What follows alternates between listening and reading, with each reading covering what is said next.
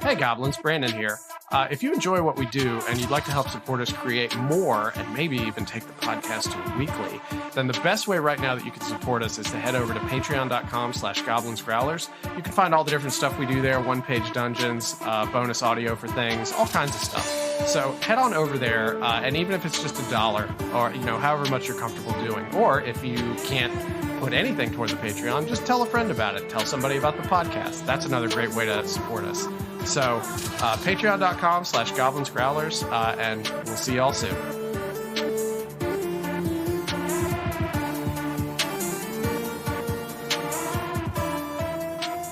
Hello, Goblins and Growlers people, and welcome to another episode of the Goblins and Growlers Podcast. I'm Josh Maltby at BlackCloakDM on Twitter. I'm Brandon Dingus at Way of Brandalore in various places. Happy Saturday, Josh. We're making a bad habit of this. I'm sure Scott loves it. Yeah. Thank you. Thank you for all your hard work, Scott. Yeah. So, Josh and I have had busy weeks, so we didn't get a chance to record this earlier in the week, but that worked out fine since yesterday, the 27th, Wizards just finally decided to just knuckle under at all the pressure that they were getting and completely changed the conversation for a little bit. So it worked out. It worked out good. Kind of fortuitous, but also it does mean that we're doing this, at 1:30 on a Saturday instead of enjoying this beautiful day outside. So Josh, I think we could tell people we're probably going to have a shorter episode today just because we got a bunch of stuff to do. And we won't be jawing for like an hour or so on this probably. Well, probably not. I mean, really, the core of it is that we only need to spend so long talking about what's going on because it's been explored really thoroughly. And mostly this is an update as to the situation and kind of the resolution thereof. Right. So unless you live under sort of a TTRPG rock, you probably saw this yesterday where Wizards finally had their mea culpa about things and decided that they're not going to update the OGL, at least not immediately, or at least not in the ways that they said they were going to do it. Originally, they put out a release on the D&D Beyond blog called OGL 1.0A and Creative Commons. And obviously, OGL 1.0A is the one that's been in effect for, forever, basically. And it's what's allowed small publishers and third-party publishers and things like that to publish stuff under the D&D rule sets and make money off of it. And of course, the real conflict came in the last couple of weeks when Wizards was like, oh, here's all this other stuff we're going to do, including like take all your money if you publish under stuff like that, which of course sparked a fire. You can listen to pretty much, if you don't know what I'm talking about, first of all, shame on you. Second of all, you can listen to almost literally any other D&D podcast that's been released in the last 3 or 4 weeks. And I'm sure all of us have been talking about it. Our most recent episode had Noah Downs, noted D&D attorney Noah Downs, talking about it. He's not the attorney for D&D, but just somebody who works in the space. And things changed so much that Josh and I had to record an update several days after that we prepended to the episode. Yeah, it's the whole situation, of course, has developed rather rapidly. But I think at the end of the day, Wizards of the Coast finally had someone from Hasbro go, hey, you remember how we told you to make us more money by whatever means necessary? We've realized that maybe what we're doing is making it so that our movie that's about to come out will be a huge flop commercially. Right. Yeah, that was the next thing that was going to happen because, so much of Wizards' reaction has been pushed along by everybody's coordinated efforts to cancel their D&D Beyond subscriptions, which was something that was measurable that Wizards and Hasbro could look at. First of all, go ahead. I think they said they had something like 40,000 subscribers leave. Mm-hmm. And I don't think that number accounts for all of the people who have canceled their subscriptions, but, paid for a year. And so their subscription won't actually run out until April or whatever. Yeah, but it's still a big hit for them to talk about that numerically. And just because I don't think we've literally said it, but the big headline, of course, is that Wizards has decided to leave OGL 1.0 in place as it is untouched, and they're releasing the entire SRD 5.1 under a Creative Commons license, and we'll talk about what that means in a minute. But that's the big headline here. The news peg sort of that they had for releasing this when they did is because in the last week or so, they've had a user survey available for folks to fill out to let Wizards and Hasbro sort of know their opinions on the whole situation, which, first of all, I think that was really stupid because they knew exactly what the response to this was going to be. They knew how this survey was going to turn out before they opened it up to anybody. But they said at the beginning of the release that they had, which looks like it's almost 24 hours ago at this point. We're recording this at 1:30 in the afternoon on the 28th. But it came from Kyle Brink, and it says, when you give us playtest feedback, we take it seriously. Already more than 15,000 of you have filled out the survey. And here's what you said. And this is a really interesting series of bullet points that could probably have been summed up by one bullet point that said, oh, no shit. But bullet 1, 88% of you do not want to publish TTRPG content under OGL 1.2. That's the replacement they were going to release. And it was the one that was going to take everybody's money and just make it generally harder for people to do things. Second bullet, 90% of you would have to change some aspect of your business to accommodate OGL 1.2. My hand is raised there as well. Bullet 3, 89% of you are dissatisfied with deauthorizing OGL 1.0a. And that's the thing, too. It's not just they would be replacing 1.0a, they were also going to revoke it. So anybody like your Paizo's, your Kobolds, anything like that had published stuff under that, like they would have, like anything they've already printed would be fine, but they would have to just completely change the system under which they were doing it. 86% are dissatisfied with the draft virtual tabletop policy, which I'm actually not that super familiar with because I don't really play on virtual tabletops. So I didn't follow what that policy was. Josh, are you familiar with that? Not what their updates to the policy were going to be, but I believe, if I recall correctly from the documents that I had read, they were going to have it so that if you were going to have a VTT, it could not have digital elements for video and optics. So if you wanted to have like, oh yeah, characters can cast magic missile, but you can't have like magical missiles fly out from the character and hit the foe. Which seems like a really weird distinction for me. It's pretty clear. They were like, that's making it more like a video game, and we want to make sure you're not making a video game. But I think really what they're trying to say is we want D&D Beyond to be the premier product, and we want your product to be something slightly lesser. Yeah, and if you think back to the 1D&D release stuff that we talked about a couple months ago, and the demos that they were showing for that sort of 3/4 perspective on the virtual tabletop, like they're really putting a lot of money into that. So I can understand where they're coming from in that respect. And let me be very clear that when I say I understand where they're coming from, does not equate to I completely agree with their stance on this, because I don't. Well, the thing is, D&D Beyond already had a significant chunk of the user share in the market. And improvements like these are only going to help that. You don't need to crack down on other VTTs.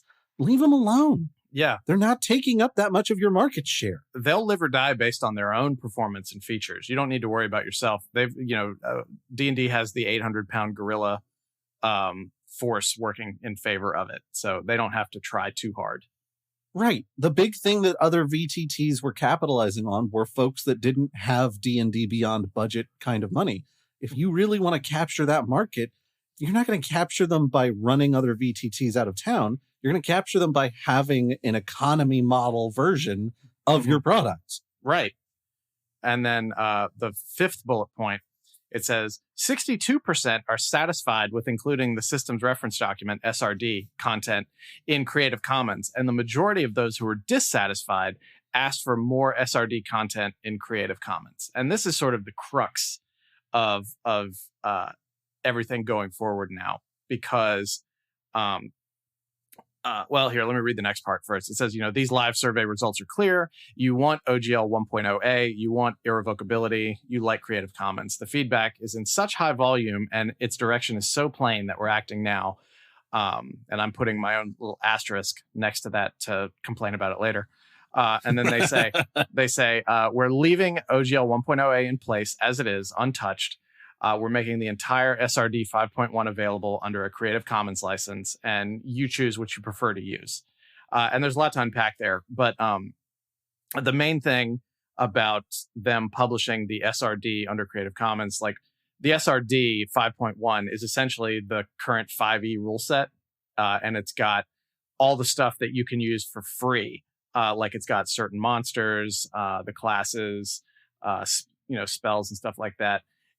It doesn't change what was real. Fundamentally, it doesn't change anything that was available yesterday in the SRD that you could use versus what's available now that it's been published in Creative Commons.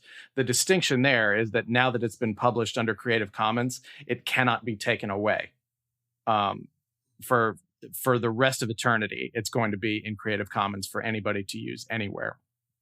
Now, talking to noted D&D specializing attorney Noah Downs yesterday after this, he mentioned that it's kind of interesting that there are references to things like Umber Hulks and Beholders in there that like maybe were left in there by accident, or maybe that is under, like it falls under folks asking for more SRD content in Creative Commons. But like the stat blocks for Beholders, which is, one of Wizards like flagship IPs for Dungeons and Dragons that they don't want anybody to get their hands on. They didn't include like monster blocks, or you can't use depictions or anything like that, according to Noah.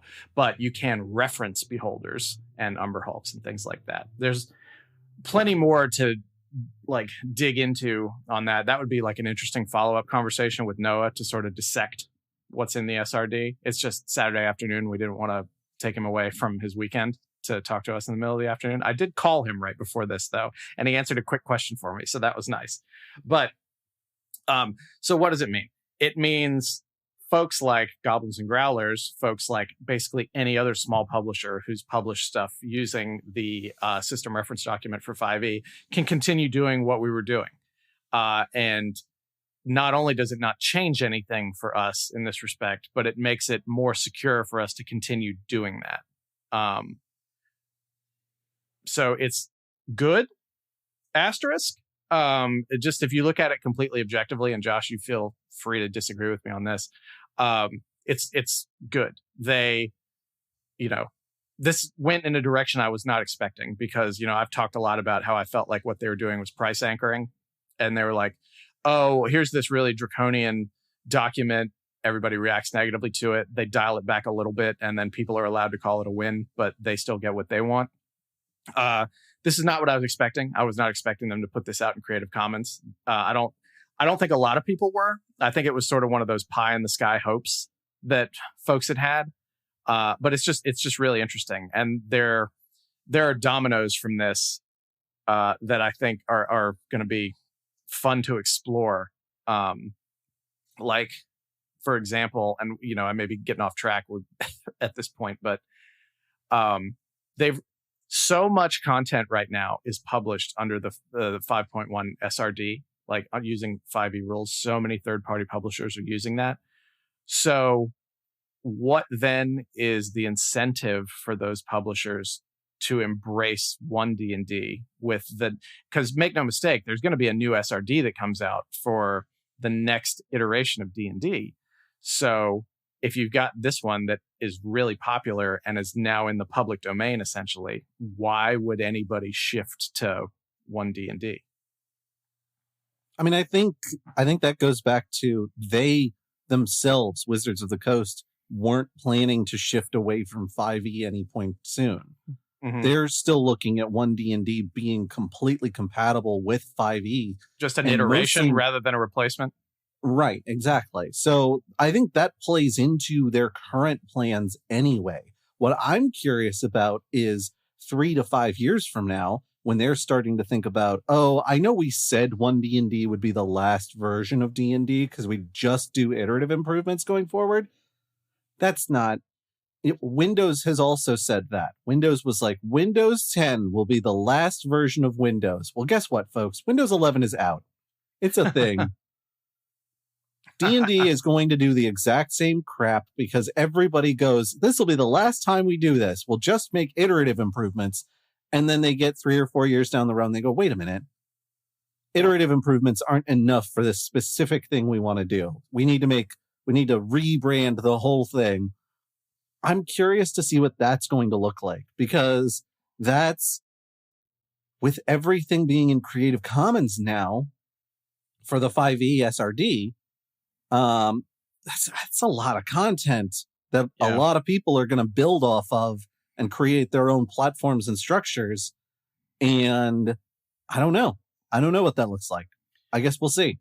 It'll be interesting. And I think that a lot of their thinking has to be a little bit focused on a projection that things are going to move more and more into the VTT space for everybody, because that's something they're still going to be able to control under whatever new non-public domain licenses and things.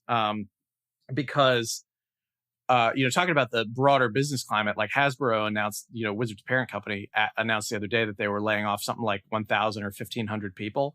It was unclear if any or many of those were within Wizards of the Coast or the Dungeons and Dragons brand. But, just looking at the economy overall, you're seeing a lot of layoffs now in tech and various other places. Like Google just had, a round of layoffs of like 12,000 people, which was like massive for them. And you've seen like Salesforce have layoffs and stuff like that too.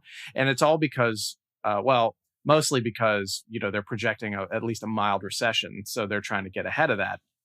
But the interesting thing about Hasbro and the layoffs, right, is because, Hasbro is a public company.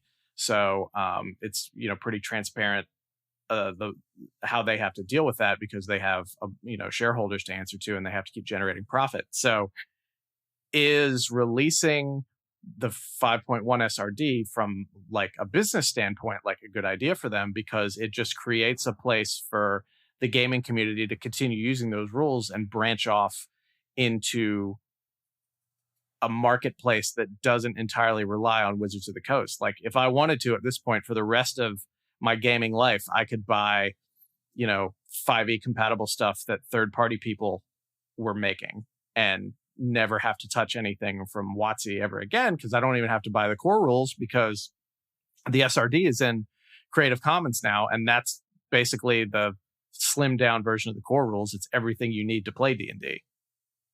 I mean, I think more realistically, if you look at how people were treating the SRD before, not much has changed. Not for WotC's side of things. Well, people I think who want something that's a little more expansive than the SRD are still just needing to buy core rule books, because the something that I saw that was a little bit of a misunderstanding, one that I myself had briefly, was that the Monster Manual, the Dungeon Master's Guide, and the full 5e Player's Handbook were all also in the Creative Commons because 5.1 was in the Creative Commons. That's not it.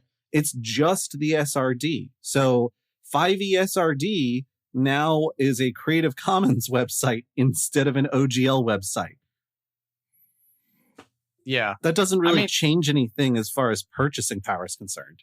I guess what I was getting at with that was just the idea that with all this stuff being out there in public domain now, what kind of profit implications does this have for Wizards down the line, especially as a public company that is already dealing with layoffs because of the economy? Because you're more likely to see that in a public company than you are a privately held company, right? So, and maybe you're right. Maybe it's just such a small piece of the pie that it doesn't actually matter. But I just think it's interesting to look at that through the lens of the economic climate right now. And I'm sure it's the kind of thing they wouldn't have done if they didn't have about, 15,000 lawyers all sign off on it. But, maybe they're like, well, it's reaching the end of its product cycle. It's good. Like, we got to weigh that against the goodwill. I don't know. Like maybe they figure by putting it out there publicly that's going to give them enough of a buy from everybody that they'll still come to them to purchase a lot of supplementary materials. Like when the inevitable Dark Sun re-release comes out, like, I'll probably still buy that, even though I'm really pissed off about how everything's unfolded in the last month or so. And so maybe I'm thinking a little too hard about it. Well, I think it's also worth keeping in mind the layoffs that you're talking about are specifically Hasbro is laying people off. I think it was something like 15% of their staff are being laid off. My understanding of that is that all of that staff is coming out of toy production from areas that just weren't hitting any kind of metric that they needed to in order to maintain pace. And so layoffs are occurring because toys weren't selling as well last year. Yeah, it was like a lot of manufacturers, like entertainment and leisure manufacturers, had trouble. They didn't have a really good holiday season. So that probably is driving a lot of that. I wonder if like Wizards wasn't hit very hard with it, probably because D&D is drawing from sort of a different pool of purchasers who aren't necessarily not buying action figures for their kids. They're people who are my age who are still going to buy, a supplement book or something like that. I mean, to re-reference a couple of numbers we used in a previous episode, my understanding is that WotC is something like 50% of Hasbro's annual revenue last year. And on top of that, it's Wizards of the Coast and specifically D&D had a vast market majority share at the start of 2022. Now, I don't know what that looks like right now, because a lot of people, and I think rightfully so, are like, no, you tried to screw us. You pulled this crap before with 4E. I'm gone. You'll never see a red cent from me again. And I think those people were already shopping around for another product. And this was just like the thing that made them go, I'm just not doing this anymore. I don't think you're getting those people back. I think those people are gone. And I want to read a real quick comment that I did a screen grab on that I saw on Facebook on my phone. I followed DM Dave on Facebook, and he's been posting a lot of stuff about this as it's been unfolding over the last few weeks. And he basically had a post that was like, hey, thanks Wizards for doing the right thing. Yeah, it sucked. I lost a shit ton of sleep and spent a lot of money in legal fees, et cetera, et cetera, et cetera. And then somebody comments on it and they say, so many people in the comments on their post are saying too little, too late. Sorry. But y'all, please, please, please remember that if that's the route the community takes, we are telling big companies that listening to public backlash and outcry isn't worth anything and they might as well bulldoze us. So, that's one way to look at it. I think Wizards probably has built in some loss to this decision because they know that they're essentially buying themselves out of a deficit. But I also want to make really clear that even though I'm like happy about this development, because like it almost literally couldn't have gone better for anybody in the publishing space and just generally anybody who likes a simple TTRPG system that you already are familiar with. This is not an excuse to backtrack from stuff like Paizo and their open gaming project, Kobold and their Black Flag project, and just everybody else who was trying to it sounds more predatory when I say it like this, but capitalize on this massive misstep from Wizards, right? So we shouldn't ignore what other folks are doing to try to bring more variety and open source attitudes into the gaming space. Like we still need to check out, Paizo and Kobold and their open gaming projects. And beyond that, because it's really, we call Paizo and Kobold third-party publishers, but let's be honest, if D&D is the 800-pound gorilla, they're both the 500 and 600-pound gorillas, right? So we also need to use this as a reminder to actively search out indie developers, indie systems, things like that, especially people who release stuff under Creative Commons. It's vital to keep the hobby rich and developing. So even though, this is sort of objectively a good thing for those of us who play, let's keep in mind that we're only here because a conversation was forced and they had to make a decision about what they wanted to do. But that doesn't mean that everything that happened over the last month and a half didn't happen. It did. They were perfectly willing to take all this stuff away. And because of that, in the same way that if you run a business, you need to have multiple revenue streams, we shouldn't just be relying 100% on Wizards, because, any new thing they put out after this, they can still take away. I mean, the whole concept of them backing everything back down is because they saw everyone starting to migrate to other products. Mm-hmm. If there were no other products to migrate to, Wizards wouldn't have backed down. They would have just barreled right through and been like, hey, you know what? If you don't like it, you can take it to another game in town. Oh, wait. Yeah. There are none. Because that's what mega corporations do when those situations. I mean, look at Walmart. How many times has Walmart been called out for some shady nonsense? And they're like, whatever. Yeah. And it's Wizards isn't exactly a monopoly in the TTRPG space, but they're damn near. So it's up to us as the people who breathe life into the hobby, just players, to make sure we are not letting them corner that market, and we're trying to explore other options and find new ways to play and new ways to introduce people to the hobby. So that's kind of my soapbox for this, is like, even though this ended in a far better place than any of us expected it to, that doesn't mean we should let our guard down and just necessarily welcome Wizards back into our heart immediately. I don't know if they were ever there, but we certainly shouldn't let them there. I think in fairness to them, I'll read the rest of this short little statement that Kyle Brink, their executive producer, put out. He says, the Creative Commons license makes the content freely available for any use. We don't control that license and cannot alter or revoke it. It's open, irrevocable in a way that doesn't require you to take our word for it. And its openness means there's no need for a VTT policy. Placing the SRD under Creative Commons license is a one-way door. There's no going back. That's true. Our goal here is to deliver what you wanted. So what about the goals that drove us when we started this process? We wanted to protect the D&D play experience into the future. I will insert editorially a parenthetical there that says for us. They wanted to protect it for themselves. We still want to do that with your help.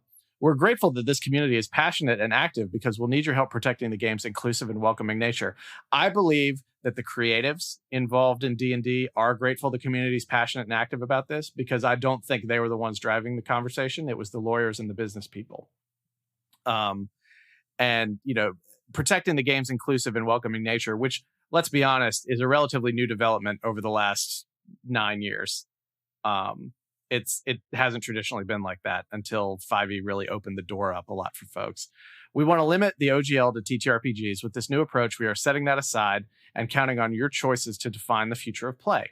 Here's a PDF of SRD 5.1 with Creative Commons license. By simply publishing it, we place it under an irrevocable Creative Commons license. We'll get it hosted in a more convenient place next week. It's important that we take this step now, so there's no question. We are immediately going to see tons of people republishing this. Who knows? We may be one of them. But the PDF, people are just going to start republishing it with their, as part of the rules with their own settings that they're doing. It's going to be out there a lot, so you're not going to have any trouble finding it. But for right now, you can find it pretty easily on D&D Beyond with the Creative Commons license on it. And then he says, we'll be closing the OGL 1.2 survey now. We'll keep talking with you about how we can better support our players and creators. Thanks as always for continuing to share your thoughts, Kyle Brink. And again, mainly I'm mad at the business people and the lawyers for this, because I really don't think Jeremy Crawford or anybody like that is we have to protect this IP and we have to take everybody's money. I think we got to make sure those $750,000 businesses are giving us our cut of the pie. As much as I get irritated with some of the dumb creative choices that Wizards makes with D&D and some of the thoughtless and careless creative choices that they make, I really don't think any of it's coming from a place of malice. I think it's coming from a place of ignorance. So I can't I can always be mad that they didn't try harder, but I'm not going to be mad because I think they're trying to screw people over. I think they're just sort of caught in the middle of this. Yeah. I think my big takeaway from all of this is similar to yours, which is a market is most fruitful when there is a lot of healthy competition within it. Mm-hmm. And so, this is just an example of there's enough other people willing to do what Wizards does so that people can enjoy games and play new content and not have to write everything themselves, because not all of us have time for that. Mm-hmm. Yeah. As long some as of us who publish stuff like that don't have time for that. Hey, you got that adventure for Thursday written? No, that's Josh right now is in my guest bedroom recording this, and immediately after this we have to eat some hamburgers and then flesh out an adventure for Thursday. Sorry, Growlers, we'll get you your adventures soon. So healthy competition helps with situations like this, where you referred to Paizo and Kobold Press as the 500 and 600 pound gorillas. I think if you talked to Paizo or Kobold Press, they'd be like, wow, you really think of us as that big? That's very flattering. Thank you. Well, I mean, I'm thinking of it more as a brand awareness kind of thing, because if you think tabletop role-playing games, you think D&D, but then you think Pathfinder right after that. And then you think Kobold Press, because they put out a lot of really good 5e supplements. I agree, but I do think that from their perspective, they're like, God, we're so much smaller than them. Like, we have nowhere near the budget that they do for doing things.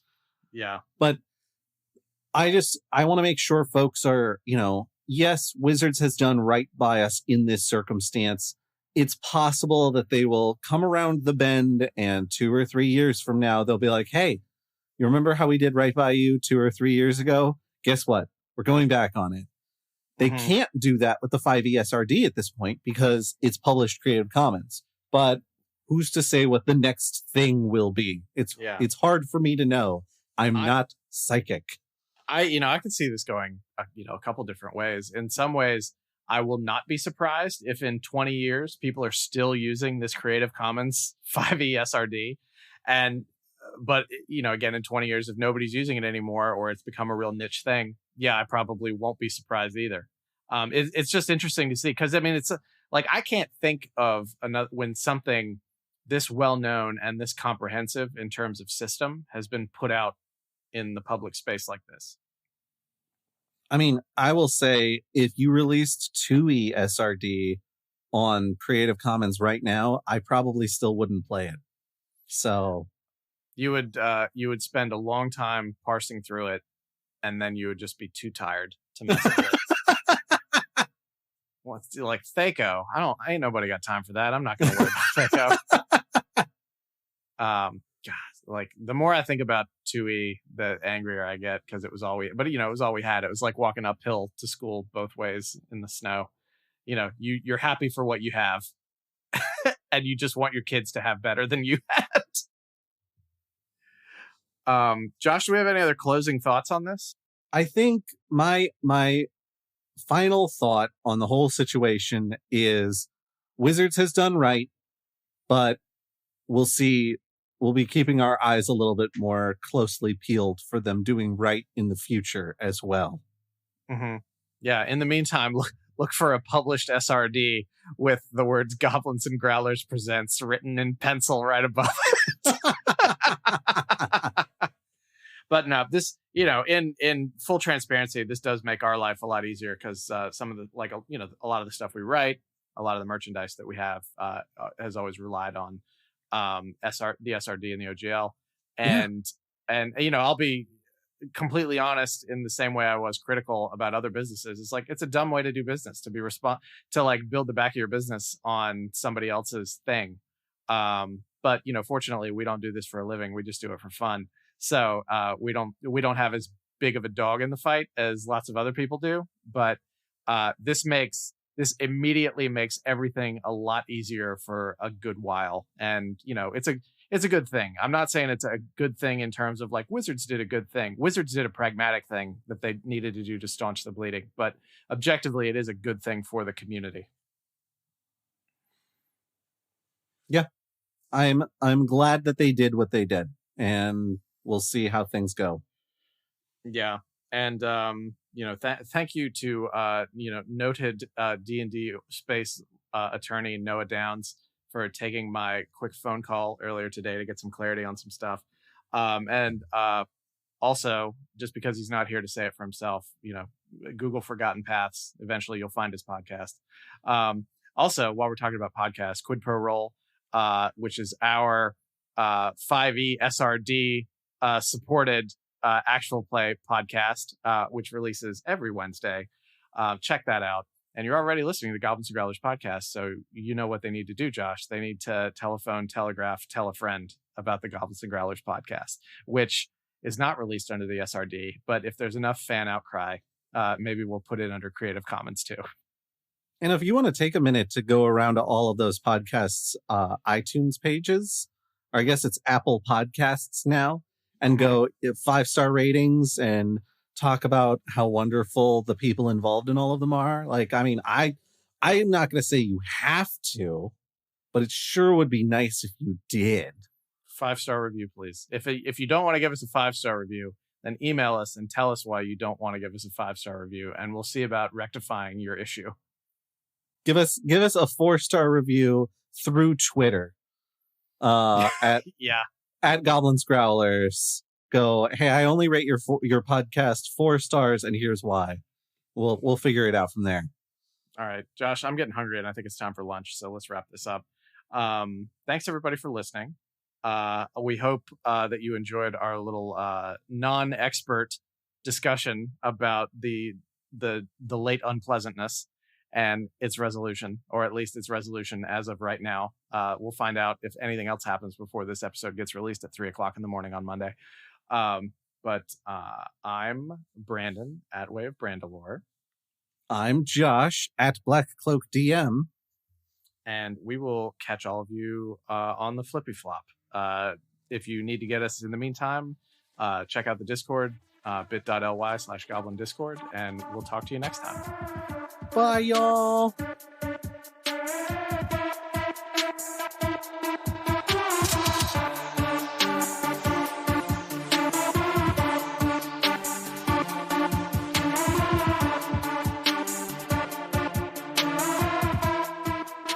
If you like what you hear, consider subscribing and giving us a review over on Apple Podcasts. Especially early in the feed, subscriptions and reviews are super helpful for bringing new listeners our way.